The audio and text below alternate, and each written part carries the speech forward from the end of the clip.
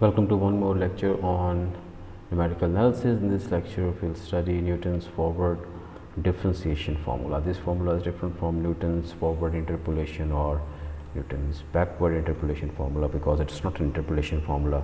It is the formula to compute derivatives.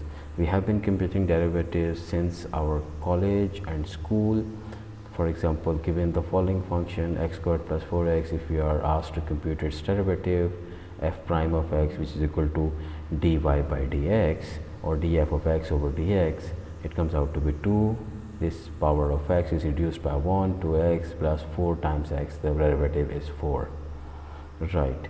And we have also been studying to evaluate integrals at or derivatives at certain, to evaluate derivatives for certain value of x. For example, for this f prime of x, we can evaluate it for any value of x. For example, if you want to evaluate it for 0, we first compute the derivative and then we replace x with 0.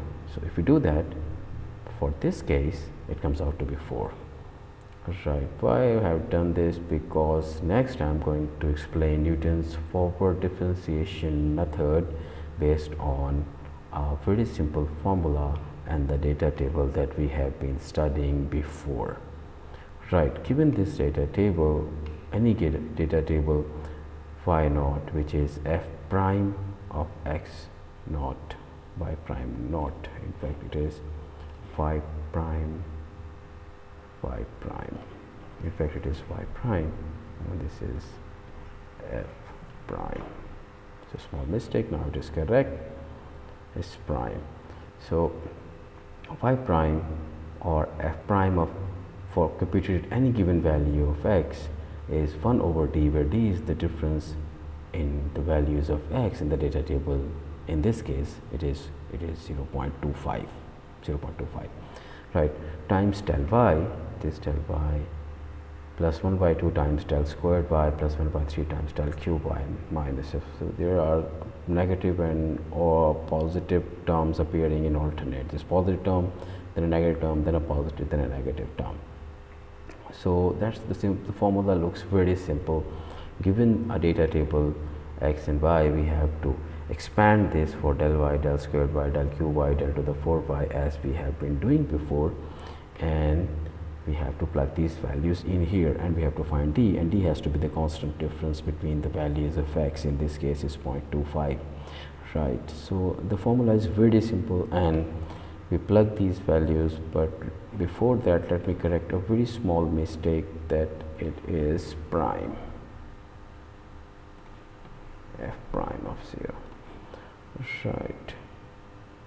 So let's plug these values in here. D is 0.25, the difference between the values of x in the table, 1 over 0.25 times del y. Since you want to evaluate the derivative of this f of x for this value 0, so we'll start from 0, this value 0, we'll start it from here, and we don't consider f of x, we start with del y. So 1.06 minus 1 by 2 del squared y, 0.13 minus 1 by 4 del cube y, which is 0 in this case.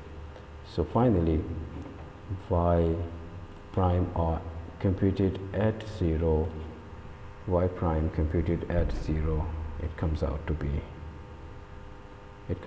4 times 1.06 minus 0.06, it comes out to be 4.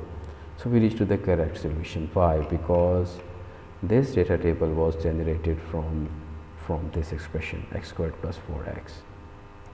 So this y of x is actually this x squared plus 4x is x squared plus 4x,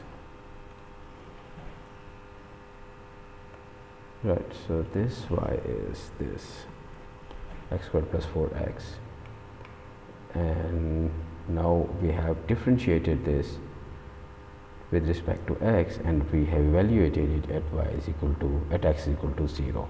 So the answer we are expecting is 0.4 that we reach to here.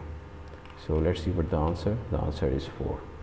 So you can try any different value for this polynomial. So you are encouraged to find, there is a small homework at the end of this lecture. Try try the following polynomial as f of x, as f of x is, maybe you can try 4x cubed plus 2x squared. Maybe you try this f of x, and what you have to do is you have to fill this table 4x cubed plus 2x squared. You have to fill this table here once again for different values of x, compute del y, del squared y, del cube y, and apply this formula and evaluate it at and derivative of this would be, what would be its derivative? F prime of x would be 4 3s are 12x plus 2 2s are 4, or x squared plus 2 2s are 4x. So this should be the derivative. This should be the derivative, and if we evaluate it at any given value of x, for example, if we evaluate it at 0, it comes out to be 0. But let's have this.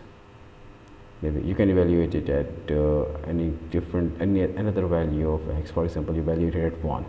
So in order to avoid this 0, let's evaluate it at 1. So this is 12 plus 4. This is 16. If you put 1 here, this is 12 plus 4.